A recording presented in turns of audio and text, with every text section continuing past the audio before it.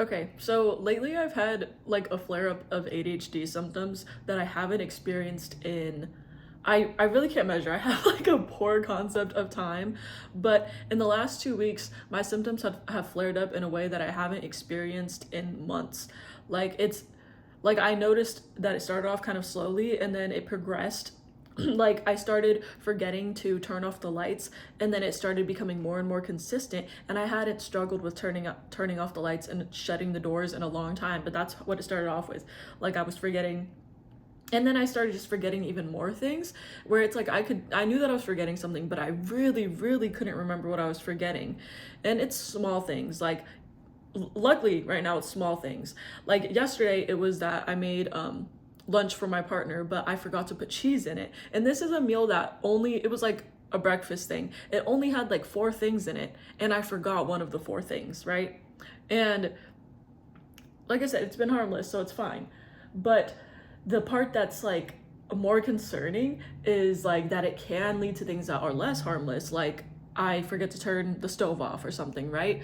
Or I forget something that we really need. Like we're about to go somewhere soon, we have a trip planned, and I'm terrified that I'm gonna forget something. But I cannot like figure out what I'm forgetting and what to pack. And usually packing is pretty standard for me. Like I've been on enough like road trips and stuff to where I have a list of things and I can just go down the list and I'm confident. Even if I don't have the list, I can literally sit there and think in my head, think all the way through my day about all of the items that I use, and I can think about what to bring. But it's like I physically cannot do that. My brain cannot focus on one thing because something else has been jumping in lately. And it's really frustrating. So it's been hard for me to film, but I was like, hey, what better time to film than like now about ADHD, because I know that a lot of people, I love talking about neurodivergence, and I know that a lot of people are curious about it, and maybe they can relate to this and get some insight into how it can affect different people. So ADHD is attention deficit hyperactivity disorder, like attention deficit slash hyperactivity disorder. You can also hear it called ADD sometimes, but they don't use that anymore. They just call it ADHD inattentive type, which means that it's more internal symptoms. You don't see it on the outside. Those are the people that you tend to see that days off more frequently. And versus hyperactivity is like the people who are known to be running on a motor and like can't sit still. Personally, I have both. And the thing with ADHD and like autism and neurodivergence overall is that no two people's neurodivergence is ever the same. They can be very similar, but they're almost never going to be the exact same, right? And also, your symptoms can come and go, and there's different factors in your life where some symptoms might be more present, right? So I've learned to accommodate a lot of my symptoms, and so I'm not used to seeing flare-ups like this. Like I'm used to seeing something happen if my systems are out of place. Like, for example, I struggle with decision making, like ADHD, like paralysis, decision paralysis. That's a different thing. So if I have too many options, then I'm weighing everything in my head, and it makes it hard for me to make any type of decision because I'm weighing all the pros and cons. But if I take out the factors, then it makes it easier for me. Like for example, my closet, most of my clothes, I purposely buy items that can match with, like most of my tops can match with most of my bottoms, so that whenever I'm picking out an outfit, like I already have safe outfits. I don't experiment with my outfits like the right before an event. If I am thinking about trying a new outfit, I'll do that ahead of time so that I know that it's reliable and I'm not stuck making a decision and taking up time when I really need it, right? And so I have my systems, but I think stress can make a lot of your symptoms worse, and I think for me that's what's been going on, because this is a big trip. I've never been on a plane before, and I think I'm not super worried about the plane. I think I'm more worried about being somewhere for a whole week that I am not used to. Like I have no idea what this is. Like the weather's gonna be very different there. I don't know if it's gonna make my eczema flare up. I don't know if my asthma is gonna behave weird, and there's so many things involved. I don't know if it's gonna be a little chaotic with the amount of people we have going, and if I'm gonna be able to get alone time to decompress. And And the packing, it's like I am not used to the weather that we're going to be going somewhere cold, and I didn't realize how many things I'd have to buy, etc. All these factors. I have not been able to sleep lately. Oh my gosh, see, and like right now I'm all over the place. Like everything is like I am having a hard time just keeping my thoughts like, you know. So I actually wrote about this because I wanted it to be easier for me to explain. Part of me really, I'm so tempted to stop the video right here, but I also want to be so real and give you an example of what it's like. Like you can just tell by the way that I'm speaking, especially if you've seen my other videos, that right now I'm a lot more scatterbrained. But that's the reality of it. So it's like, there's so many things about ADHD that I am embarrassed about that I don't feel like you should be embarrassed about, but it's difficult because, say, growing up, I always struggled with time management and getting distracted, like, and it would be in ways that like people would tell me like, oh, you're just not trying hard enough, you just don't care, because if you cared then you wouldn't forget, if you cared then you would try harder to get it done. And that really hurt because it was like, I'm trying my absolute hardest.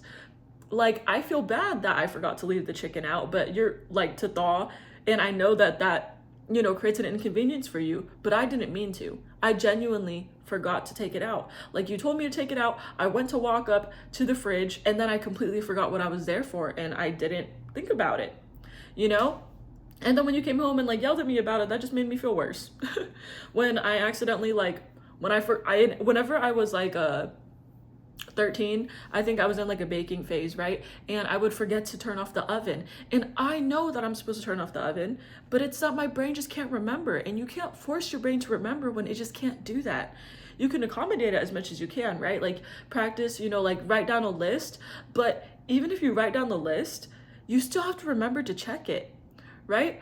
And so it's like, it's really difficult dealing with something like that when it's like, you're just told that you're called lazy. You're told that if you tried harder that, like this wouldn't happen. Another way that my ADHD symptoms come out is like clumsiness. Like I guess I kind of don't know where my body is in space sometimes. And like I've done sports before, but I haven't been the best, right? But like sometimes I can be pretty accurate, but just in general with like regular movements, I tend to be pretty clumsy. I tend to bump my hip on everything. I tend to, like, today I actually just like whacked my hand on something because I was trying to close like a tripod I had, and I used too much pressure and I whacked it, and it's okay. I've got movement, but it's sore, and I'm pretty sure it's gonna leave a bruise. I used to constantly break electronics because I would drop them, and I remember crying and like hating myself for it because I'm like, I'm trying so hard and it's not enough. Like no matter how hard I try, I can't remember. No matter how hard I try, I can't, help breaking things on accident. And I just felt like a failure. I felt like a burden for even like being myself. I think that was like some type of falcon or something. There's a bird that, I think it is a falcon. I think I looked it up one time. I've seen it like land on the houses across here. But anyways,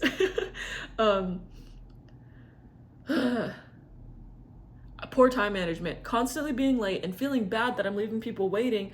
But even whenever I remember one time I timed my morning routine and I was like, okay, I intentionally did it slower and I didn't rush it. And I was like, okay, if I take my time, I can get done getting ready in the mornings in 30 minutes. So that means that every morning I'm gonna set an alarm and timers so that I have an hour to get ready, just in case I get distracted. Because if I can get ready in 30 minutes and taking my time, then I'll definitely get ready in an hour, right? And then an hour happens to not be enough the next time. Because one day 5 minutes feels like 10 minutes, and one day 5 minutes feels like 20 minutes, and I'm all over the place. Like, I don't think I could function without my timers all the time. And that's something that I've just learned to accommodate. Like, for example, today, I ended up just doing my stuff out of order. Like, I planned to get up in the morning and like do a workout. I planned to actually go to the gym, and that didn't happen. And so I was like, okay, an hour and a half to work out. And then I was going to, I was gonna eat, and then I was gonna work out, and then I was going to get ready, and then I was gonna film. I ended up actually getting ready first because as I brushed my teeth in the morning, I was like, well, I'm already here. Like I was kind of in the motion. I was like, I'm just gonna put my makeup on now. And so I did that. I did most of my makeup except for like my lipstick in the morning. And then of course that pushed me back on my timeline. So then I had to move around that. So then I ended up getting ready and then I ate and then I didn't go to the gym, but I started doing a workout at home instead. And I planned to already have my video filmed and now I'm 2 hours past my original plan. Like there's so many, and I don't even, when I think back, I'm like, okay, what really got in my way? And I'm like, my phone, maybe, but I really haven't been scrolling as much as I usually do. I was just playing music like I typically do. I usually have music playing like the whole day because I don't know. I'm one of those people. I just need music no matter what I'm doing. On the rare occasion, I enjoy just being fully in the moment and I don't need music, but sometimes it's like I need my brain to focus on something else so that my body can do something else. Like if I'm doing dishes or something, I think it's better to do dishes with music than not get them done at all, because it's hard to do music without, or to do dishes without music, things like that. Another symptom I've been noticing flare up is my auditory processing. I've always had this, I think it's called auditory processing disorder. Now, I don't know if I'd qualify enough that you could say that I have the full disorder, but I do have issues processing audio sometimes. Like I am one of those people that needs subtitles because I can't follow what's going on. And it's like my brain can suspect what I'm hearing, but I might suspect like 3 different options. And so having subtitles helps me quickly confirm what I'm hearing, and then I can put it into context and follow the rest of the conversation much better, if that makes sense.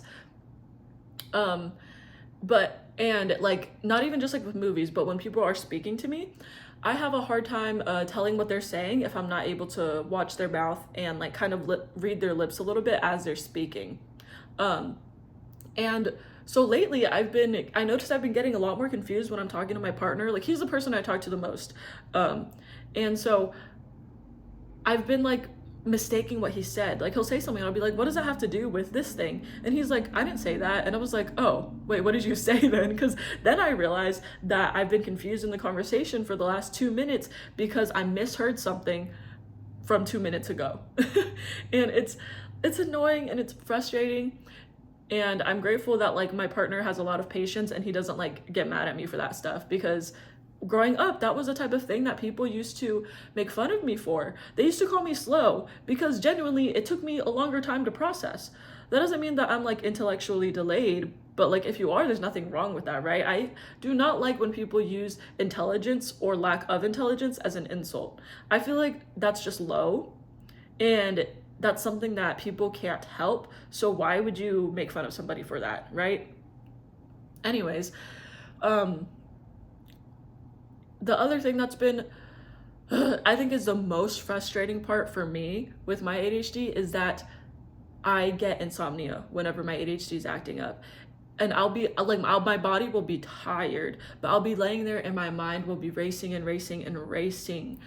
And it just does not want to turn off. So I've been thinking like I really need to make sure, especially at the end of the day, that I allow myself maybe like an hour to write, because I write in my journal every day, like my physical journal, but I also have a digital journal like on Google Docs that I write in. And a lot of the times I can just dump everything in my brain onto here. Or sometimes I'll even do it in a video and I'll post it on TikTok, where I just allow myself to speak about absolutely whatever comes to mind. That's actually part of how I started making videos on TikTok, was literally just me dumping everything in my brain just for fun. And some people found that entertaining, and I feel like I need to do that more often. So yeah, so that's an example of like ways that I accommodate it, right? It's like I notice a symptom, I know, so I can do this to help it. But sometimes you even have to resort to things that you don't want to. Like I don't like having to take medication or like melatonin even, right? Like if I have a cold, I try to let my body fight it off for a little bit before I take a medication. And I'm like, okay, this is at the point that I think my body needs help. Like I'll help my body, right? So last night I finally took some melatonin after almost like 2 weeks of insomnia, like every night laying there for at least an hour before my body could finally like go to sleep. I was like, I need to be able to go to bed. So I took 10 milligrams of melatonin last night, and I woke up refreshed for the first time in forever. And I'm like, I gotta just let go of the idea that like I can't accept help. Like I can accept help from some melatonin, especially if it's temporary and it's when my symptoms are flaring up. So I'm not sure exactly where I'm going with this. I had an idea in mind, but what tends to happen with me is I have an idea and I have some type of script, but then I end up not being able to follow the script because my brain jets off in other directions. So I'm just trying to figure out what like works best for me. So yeah, I'm looking at my notes, not my notes, my journal, to see if there's anything I wanted to share from here, because this was when I was like dumping my brain on like my ADHD symptoms and stuff. And one thing that I said, and I think this has been important in my healing process, I always come back to this, is that I am doing my best to let go of shame and guilt that I hold when it comes to my mental health and things that I need like to heal, like my neurodivergence especially. You can't heal your way out of being neurodivergent. It's something that's affected you your whole life, something that will affect you your whole life. And so I realized that a lot of my insecurities and like my self-esteem issues and like hatred that I used to have for myself, a lot of that is rooted in shame that I have about being neurodivergent, about fighting it and not wanting to accept it, because I kept trying. I thought that I could, if I just tried harder, that it wouldn't be a thing anymore. And so that's why like getting diagnosed has been so important to me, because as I've learned more about the diagnosis, I realized that I've been fighting it my whole life, and that the reason why I've been getting burnt out is because I've been rejecting it and trying to fight it instead of accepting it, learning about it, and understanding it so I could properly accommodate it and make my life easier. And so I'm really at this point where I'm like, you know, the things that I used to get mad at myself for, I'm like, I give myself a lot more grace and understanding. I'm like, your brain literally doesn't work the way that other people's brain does. That's okay. You stop fighting it. Learn to work with it. Like, and so instead of getting upset at myself for not being able to finish my to-do list, I remind myself that my to-do list has nothing to do with, like, what am I trying to say? My ability, okay, I wrote this last night in my journal. I was like, my ability to complete a to-do list does not determine my effort. Like, somebody said something about spoons, right? Like, basically just how much energy you have for the day. It's gonna differ every single day. One day you might get so many things done and it'll be easy. And the next day, if you try to complete all of those things, it's gonna be difficult to get even half done, because you simply do not have the energy and like what you need to complete all of those things that day, because every day is different. And so that's something I've been working on with myself. Like, I know that some days it's actually really hard for me to film even one video, even just one short TikTok, because I'm like stressed or I'm just simply uninspired. But other days, it's really easy for me to talk for like 4 hours straight. So I work with the energy that I have. I do my best to film and film batch create, right? Like, I'll make like 6 videos in a row because I just have all these ideas coming to mind. And then I'll save those, and I can have those for the days that I don't have the energy to speak, or I'm just feeling uninspired, or something else is going on. And I think that's been really helpful. And with YouTube, you can, like, for long form, maybe you can do a short form too. You can even schedule when you want something posted. So that really helps. Because I've always had a hard time with consistency, because I know that my energy really is not consistent every day. And especially when it comes to mental health, it's like, just in general, I can't rely on it every day being the same, you know? So I just take advantage of the energy I have for that day. And if my body feels like resting and my plans don't go to plan, because like, say if I'm in the middle of a workout but I start feeling really lightheaded, I'm not gonna push myself through that workout and feel bad about not completing it. I'm gonna tell myself, hey, like, my body is telling me that it's tired, and if I'm getting lightheaded doing this, I really shouldn't do this. So I'm gonna stop there, and I'm not gonna feel shame about it, because I'm just giving my body what it needs. I'm listening to my body, and there's nothing wrong with that. My body deserves rest. When my body is telling me that it needs rest, there's nothing wrong with giving it rest, right? And You know, I know a lot of us have this problem where it's like, or have this experience. You can call it a problem if it's a problem, but right? We have this experience where it's hard to do things for ourselves, but when it comes to other people, it's really easy to do those things. And so I try to almost think of myself as another person. And I especially will think back like to my younger self. Like if I'm like, oh, I don't want to do this, I'm like, is it okay to like, would it be better to not do this and rest, or would it be better to do this for future you or for like past you, right? Like I remember that, like I try to tell myself like I'm not just doing this for me now, I'm doing this for like child me, right? And that helps sometimes when I think of myself as a different person. um but yeah, it's weird. It's, I don't know, my brain isn't, obviously, as I've been saying this whole time, my brain is not like thinking completely linear, but I think it's finally starting to calm down a little bit because I have most of my packing done for my trip, and I have been had some more time to process and like write things out. And I also think therapy a couple days ago helped because that was my first, was that my second? I don't know. But I haven't been diagnosed with autism for very long, and so that's been a whole other thing. But it's really funny that like ever since, I feel like ever since I started, what am I trying to say? I feel like I wasn't struggling too much with my ADHD symptoms until I got diagnosed and my ADHD symptoms started flaring up, which was really interesting. But anyways, this is the longest video I've been able to film in a long time. I hope that somebody gets something out of all of this chaos. I am trying to tell myself like it doesn't need to be like a certain way. Like everything's messy. My goal is to be real and authentic and bring that to you guys. I wish that this was in a way that was more easily digestible, but honestly, I feel like this makes it even more authentic. Like I know it's gonna be hard to follow, but hey, I think somebody might still be able to get something of value out of this, and that's all that I need to be encouraged to post, is that if one person finds something out of one bit of this, even if they don't watch the whole thing, that's good for me. So thanks for watching. Bye.